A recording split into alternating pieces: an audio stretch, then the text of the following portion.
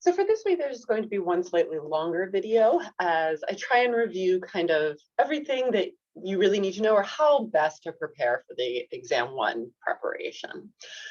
The goal of this is not to say, oh yeah, if you watch this, you'll totally be good. The goal of this is to sort of set up how you're going to study, what to review, and how to sort of test yourself.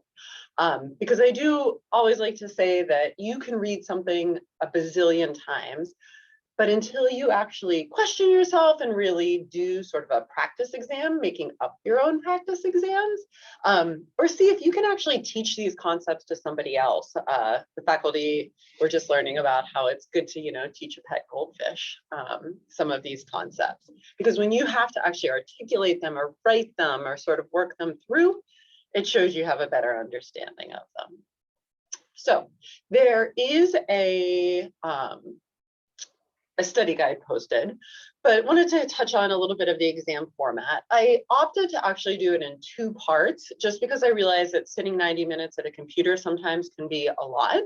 And sometimes it's good to be able to change gears a little bit. So for the first part, you're going to have one set of 5 matching questions. So I think that there are, 5 definitions or explanations and like 10 terms that you're going to be matching. The second one that you're going to get is 5 steps of things. We do a lot of processes here, so putting those in order. And then you'll have 20 multiple choice questions that you will have to do in one setting. You will only have 60 minutes. Obviously, it's open book, so I strongly encourage you, use your notes, write things out, have them ready to go. The second part then is going to be sort of your more essay short answer applicational part. There you're going to have very really short answer, 2 pretty short answer questions, just a few sentences at most, and then one slightly longer, not like a 5-page essay or anything, but there you're going to get to a paragraph or 2, probably a longer essay. And one of the big things, I know this is a lot of words, and I generally don't love words on a slide because it's really difficult. Actually, it's like cognitively impossible to read and listen at the same time. But these are important things to know. That first part of the exam, there you'll be more directly tested on the stuff that we learned, like the facts. Do you understand the terms? Did you, process this enough that you can find and answer those facts? Yes, you should be able to kind of go back and find exactly where we talked about specifically what is in that first part of the exam. The second part of an exam, though, is not something that you'll be able to just Google necessarily or go back to a part of one of the lectures. There, you're going to take all the concepts we discussed and do a little bit more application. Here, think about, well, we're going to do another activity. I guess by the time you watch this, we'll probably have done that activity in Zoom. Think about how we looked up and thought about what a mutation in a toll-like receptor was. So we're proposing sort of something to say okay, imagine something is off here or something is overactivated. What are the downstream consequences of that? What does that mean? Or perhaps what has gone wrong, what has gone right? So it's not going to be something you'll just be able to look up necessarily. You're going to have somewhat of an understanding of the concepts and how this all comes together. Because even if you can sort of Google and say oh, what does it mean to have an overactive toll-like receptor 9? Well, you can Google that, and there's probably specific diseases and stuff. Off the top of my head, I honestly don't know. But I may have given you a scenario that I'm then asking more specifically and in kind of a broader context. What does that mean for cytokine response? What does that mean for chemokine release? Would you see ICAMs being expressed on the endothelial cells? So you're going to have to really apply and kind of go into that deeper level of understanding for those essay questions. So going through the study guide and trying to use that is what should you be studying when I'm saying these things? So first thing on the study guide is to be able to articulate the general categories of pathogens and be able to provide some examples of characteristics that our bodies can use to detect them and how our bodies generally determine whether they're a problem or not. So if you've taken micro, you probably know a lot of these already. But even if you haven't, we are thinking really general here. I'm not going to specifically be asking about, where do you find LPS? More, I want you to be thinking more broadly. how does the immune system know what is self to not attack and what is something foreign? And yes, partially this is those PAMPs that the pattern recognition receptors are looking at. Absolutely. But these are also going to be sort of characteristics and traits, for example, growing at different temperatures. We have cells that are meant to be able to handle certain pHs, and we change that so that, bacteria can't survive in our stomach, but it doesn't kill our stomach cells. So thinking definitely about PAMPs when you're thinking about these pathogens, but also just thinking more generally about what differences we can exploit to make sure that we don't hurt ourselves and that our cells can do what they need without allowing bacteria and viruses and pathogens and parasites to take us over. So generally, viruses going to be very different than us. They are not cells. So they will always have to get in our cells in order to reproduce. Now, being in our cells to reproduce also means that our cells may have to undergo apoptosis because they may have to kill themselves. Once you've sort of been infiltrated and taken over, it's hard. You can't just kind of kick a virus out. We can kill bacteria because those are a separate living thing, but the virus sort of becomes integrated and part of our cells once it infects it. So we may need to kill that cell. But they do have some structural differences. They don't have a cell membrane. They are going to have sort of different protein patterns on the outside, and they're going to have different nucleic acids. They don't all, some of them have double-stranded DNA, but a lot of them will have, double-stranded RNA or single-stranded DNA and things that you wouldn't normally find in our body. So different PAMPs that we don't have. Bacteria, we've talked a lot about those cell walls. So those cell walls, LPS was part of those cell walls. These are just different. They also have different DNA. They have different structural components. They have, different sugars on their externally, so that the mannose binding lectin can bind to mannose, different patterns that are on our cells. Fungi, and this is going to hold true of parasites as well, are both eukaryotes. So we go from the prokaryotes to the eukaryotes. So they're actually a little bit harder for our immune system to be able to differentiate. But that said, there are still differences. We talked again about those DNAs, those sugars, especially on the outside of cells. Fungi have chitin cell walls. Our cells don't have cell walls. Parasites don't necessarily have cell walls. Again, we're looking at like more subtle differences in the carbohydrates, cell membrane structure. There are differences, but they're a little bit harder to differentiate. There are fewer PAMPs because we are more closely evolutionarily related to these helminths and protozoa. And as I said, these come up not only with PAMPs, certainly thinking about these for those pattern recognition receptors as what they are going to bind and recognize. So we have, our PRRs there. Get this going. These are our PRRs, but also thinking about those chemical barriers as well. The lysozyme binding to cell walls. We don't have cell walls. Mannose binding lectin as well.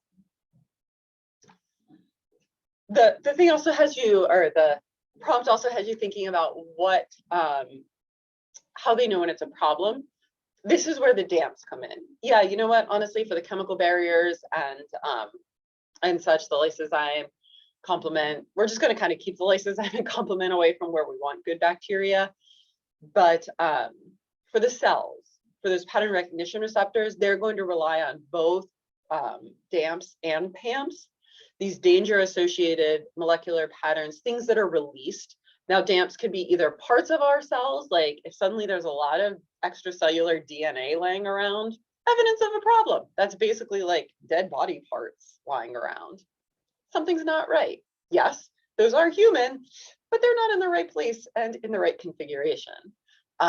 Or similarly, there are some signals that our cells release. We haven't got into details about that, but no, generally there are signals that are released when a cell is stressed out and stressed so that it can notify the immune system. So yes, for the barriers and for complement, we're not going to have the PAMPs and DAMPs necessarily, but certainly for whenever we're talking about the cellular immune responses, those cells are going to be looking for both PAMPs and DAMPs for a full full immune activation.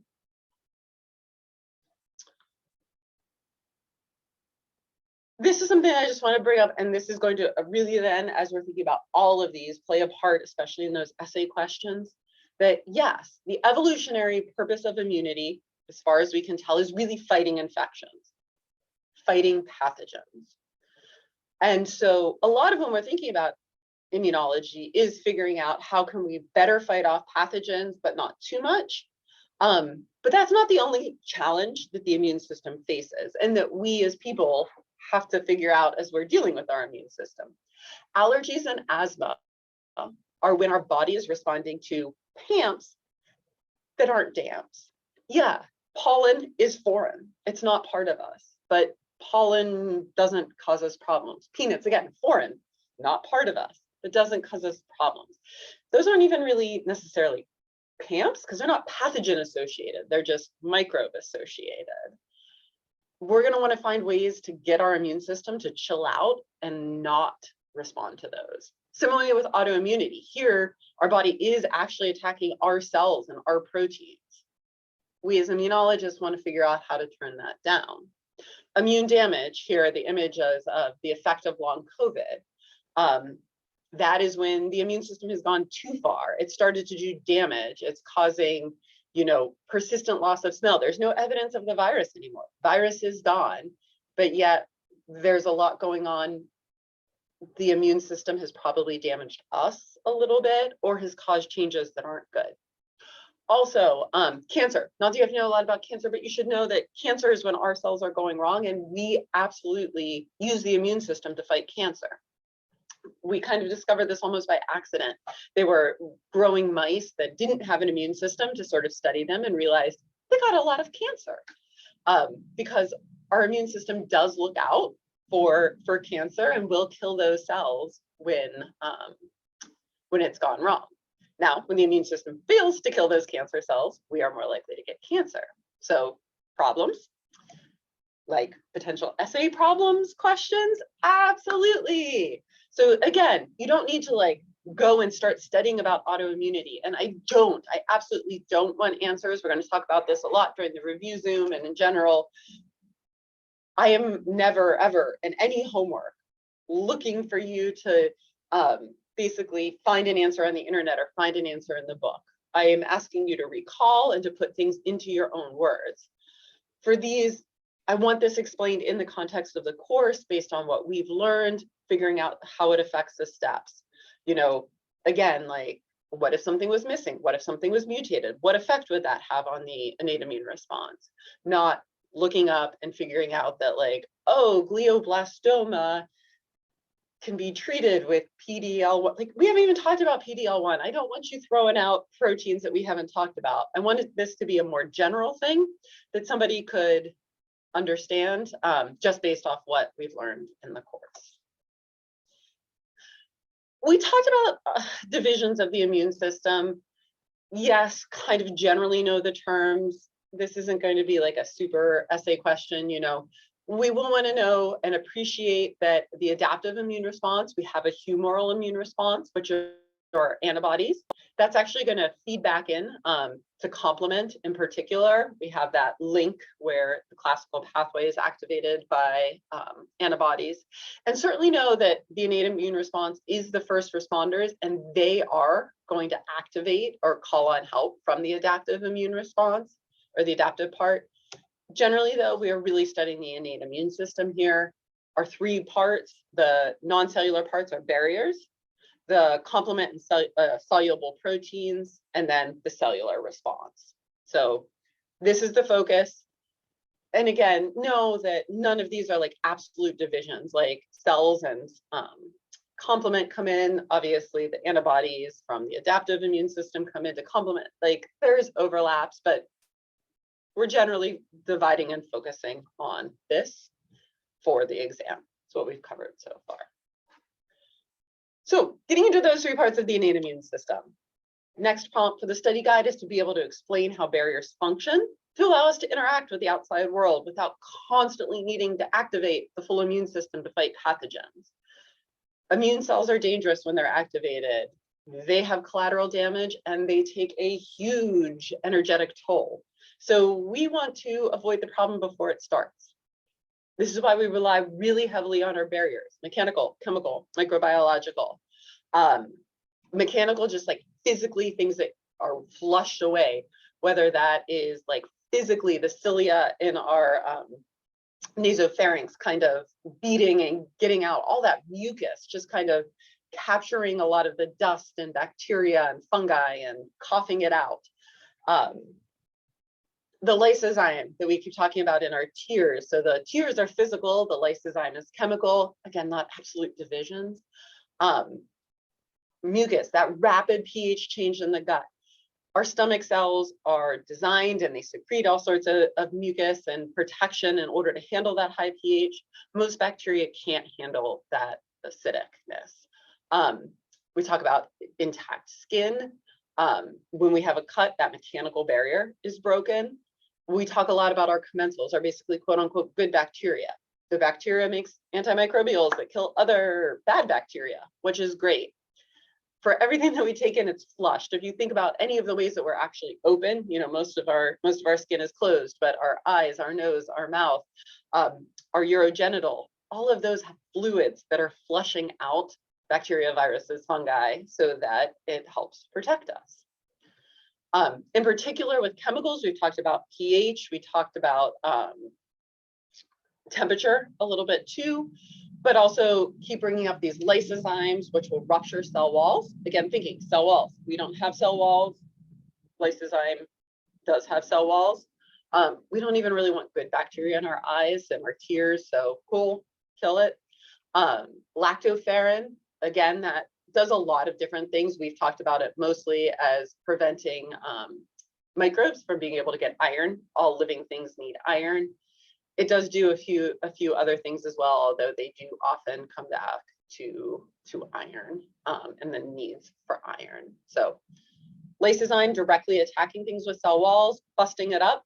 Lactoferrin, again, another chemical that will basically hold on to iron so that other bacteria can't use it. Our cells can get the iron out of lactoferrin. It's kind of like child locking the iron. Barriers. We move from barriers to complement. So how is complement activated? What are the consequences of complement activation? And then here, and start thinking about how a pathogen could kind of avoid or protect itself a little bit from complement. This is what I'm talking about with like applying these ideas. Now, complement is just one part of soluble immunity. There are a number of other parts. I want you to appreciate this, but there's just so many different parts. Unless you're going deep in and studying this, or there's a reason to go in, there's no need to memorize all these at all, but know that complement is not the only soluble innate immune response. In fact, we're going to come back to C-reactive protein, another soluble immune response. It's not necessarily a cell. It is something that is released into the fluids of the blood that can help with the immune response. C-reactive protein we're going to talk about in large part being triggered by TNF and helps activate complement. So lots of these feeding in on each other. So complement, three, we are like all about these threes. 3 ways to be activated and 3 basic sort of consequences of their activation. We have the alternative pathway. Alternative pathway is generally always active. C3b is floating around. It basically sticks to everything. And once it sticks, it starts a whole thing that basically leads to activation. We stop complement from hurting our cells by using complement control proteins. There are soluble complement control proteins. We have complement control proteins actually on our cells.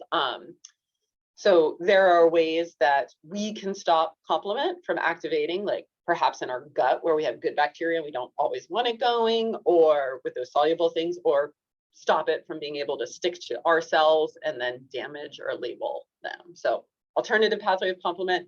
Complement floats around, sticks to everything unless it's kicked off or inactivated. It is activated. Mannose binding lectin pathway. different proteins and complement, whole set of proteins combined. Thought I had a different slide there. Differences in the patterns of the sugar on our cells compared to other cells, allowing that to bind. So it can bind to our cells because we don't have the right locking key to sort of bind and activate complement. Classical pathway then, here we're coming back to the antibodies. Complement will bind to something that is already has antibodies stuck to it. We haven't figured out how antibodies work yet, but know that complement will play a role with antibodies. Those are 3 ways to activate. What happens once it's activated? Well, if sort of all of the complement proteins come together and everything works out, you could basically make a hole, a pore in whatever the complement is stuck to. Holes in things generally kill them. You also have it marked for opsonization. So basically saying, okay, hey, this is bad. This is a good way to like kind of add on to the PR or the PAMPs, kind of the same way that it will activate and it will mark it, especially for phagocytosis. And it also sort of serves as a signal. We're going to talk a lot about cytokines when we talk about cellular response. The breakdown products of complement sort of serve as like almost types of cytokines as well. Last part then, this is the last big thing, is appreciate this whole process by which immune cells recognize and respond to pathogens. What happens? How does that work? What parts could go right or wrong and be mutated there? So this is where we get into our race, our recognize, alert, converge, and eliminate. And when we're talking about race, we're really talking about innate immune cells. We talk about our big 2 of macrophages and neutrophils. They are very similar in some ways. They both secrete cytokines, as can most cells in the body. They both phagocytose. They both can produce reactive oxygen species, kind of like the hydrogen peroxide. INOS is like another oxygen type. We're not going to get into all of the chemical details about this, but know that they basically make hydrogen peroxide to sort of break down proteins. There are some differences between them, though. The macrophages are better champion phagocytosers. They can keep eating things and keep eating things. Whereas neutrophils, well, they do phagocytose. They're going to do the degranulations and the nets, that vomiting up of their DNA to trap things, and basically, you know, Spider-Man covering them with nets until somebody else can come in and help out. Macrophages, because they're champion phagocytosers, they're going to live in the tissue and basically be eating and for a while. They'll stay mostly in the tissue, eat there, live there. Whereas neutrophils are in the blood. They're the most common cell in the blood. They're there until they're needed. Once they get into the tissue, though, they're not going to last very long. They're going to do their degranulation. They're going to phagocytose for a little bit. Obviously, once they vomit out all their DNA, they're goners. So slight differences, but cells that often work together. For right now, we're not going to get too much into eosinophils, basophils, and mast cells. These are very important for parasites, and since we thankfully don't, in the US here, in Chicago at least, have a lot of parasite infections, we tend to think of them more for allergies. We will absolutely come back to eosinophils, basophils, and mast cells once we get to allergies. They're going to do similar things with degranulation and cytokine release and all of that, but kind of know those. We'll group them together. I'm not going to be asking specific things about these for now.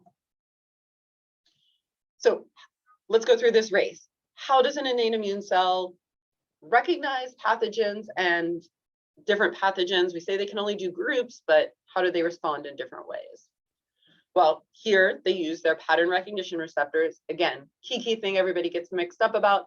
The pattern recognition receptors are on the innate immune cells. The PAMPs are actually parts of the pathogen. There are a lot of different pattern recognition receptors. Each cell has a lot of different pattern recognition receptors. Most cells have at least some. Not every cell has every pattern recognition receptor, but most cells will at least have some. Toll-like receptors, TLRs, are sort of the biggest group and most common group of pattern recognition receptors. They are both external and internal, but there are also other internal pattern recognition receptors and other external pattern recognition receptors that will bind different PAMPs and be activated by them, and DAMPs. One of the big ways they get different responses is a different pattern recognition receptor will lead to a different response. When something binds TLR1 or 2, that will have one pathway. That pathway can be different than when it binds TLR3. Again, not all TLRs, we have others as well. We have other pattern recognition receptors here, different pathways, different responses. Again, just, you know, not every door opens to the same room. So different pattern recognition receptors may have different downstream signaling. Most of them, the kind of common response, can do more than just this, but almost always a pattern recognition receptor will lead to some sort of cytokine release. Speaking of cytokines, be able to explain how TNF and INF, tumor necrosis factor and interferon, are two example cytokines, are kind of similar and different in the responses that they trigger. You know, so just again, like they have different PRRs, most cells can produce different cytokines, and they're the main response. And these cytokines will have different functions. We want to respond differently to a viral infection than we do a parasitic infection. And so different binding of the PRRs will lead to different cytokines, lead to different responses. We talked about two sample ones, TNF. TNF itself can have different responses depending on whether or not other cytokines are present. It can lead to cell death. It can lead to fever. It induces C-reactive protein, and C-reactive protein will turn up the complement response. It can lead to wasting. It has some antiviral responses if it is in combination with interferon. So this is how all these toll-like receptors, we can get somewhat specific, not perfectly, but somewhat specific with the innate immune response, even though it's not saying like, oh, this is exactly what it is. These sort of combinations at least give us a good sense of how we should be responding. Type 1 interferons, or interferons in general, I'm not going to get into all of the different types or ask you to remember the differences. Just know interferons are generally the viral responses.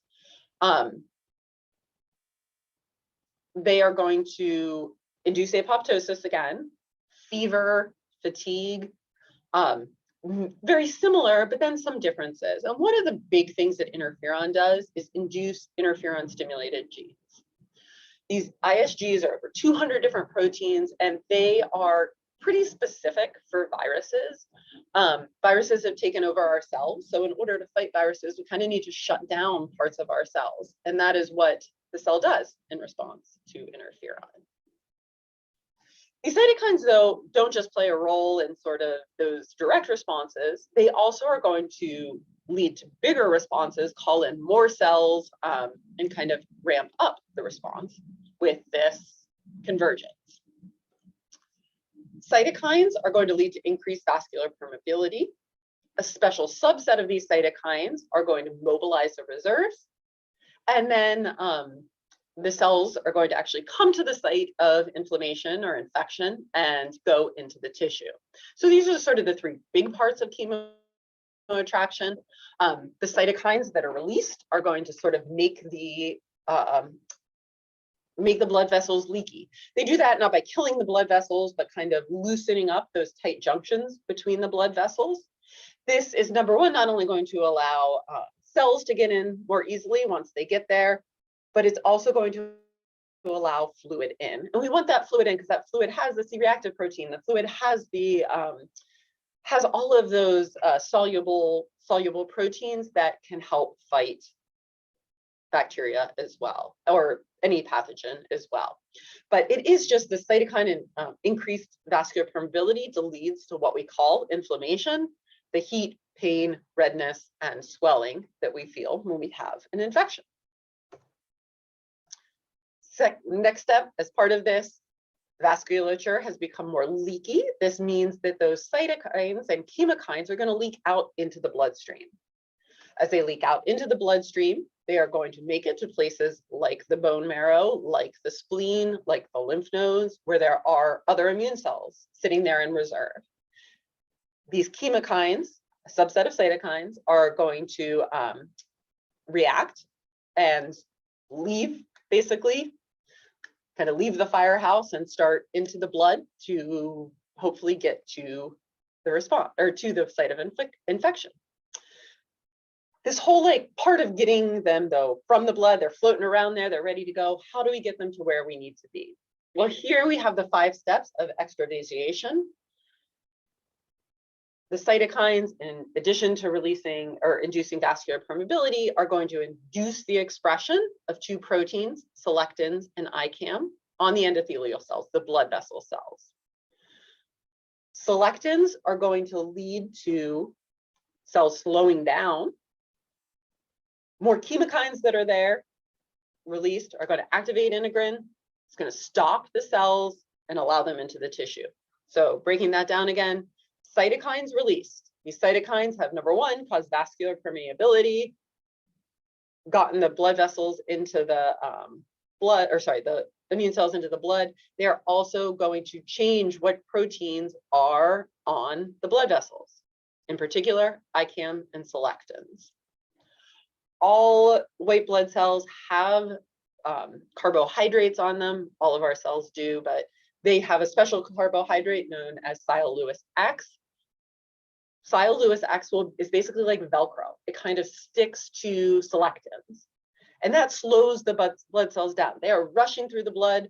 The red blood cells don't have sial-Lewis X, so they aren't caught on the selectins. It doesn't stop them completely, but it at least slows them down because they wouldn't be able to just kind of rush into the tissue.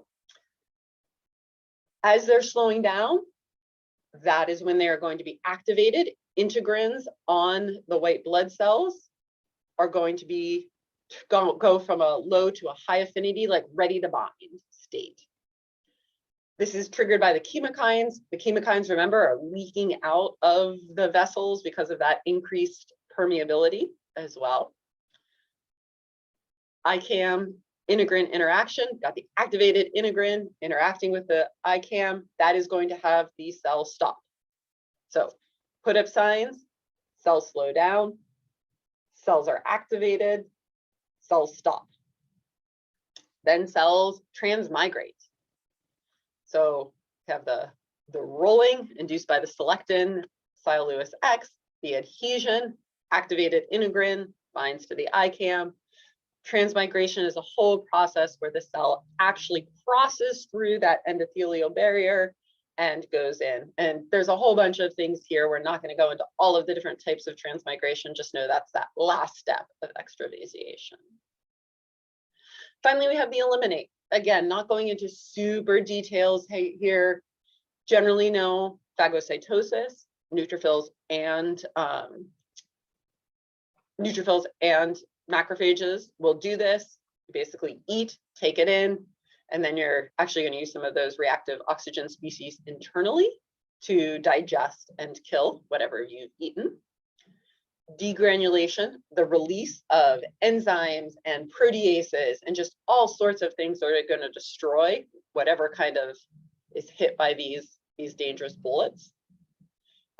That macrophages can't do, neutrophils can, as well as basophils, eosinophils, and mast cells. Reactive oxygen species, also reactive nitric oxide species, just oxygen species in general, going to help break down, kill proteins, just like hydrogen peroxide. And we have our nets. This is something neutrophil specific, the sort of vomiting out of a whole gooey glop that is mostly DNA that will capture all sorts of bacteria. So as I said, I have not given you all of the information that you need. If you just look through this, you probably don't know, you probably won't have studied perfectly, but hopefully this gets what you should review, what you should think about, what sort of questions you should practice answering and think about making up. Find some friends. We're going to do an activity where we work together to try to create some questions. And yeah, as always, reach out with questions.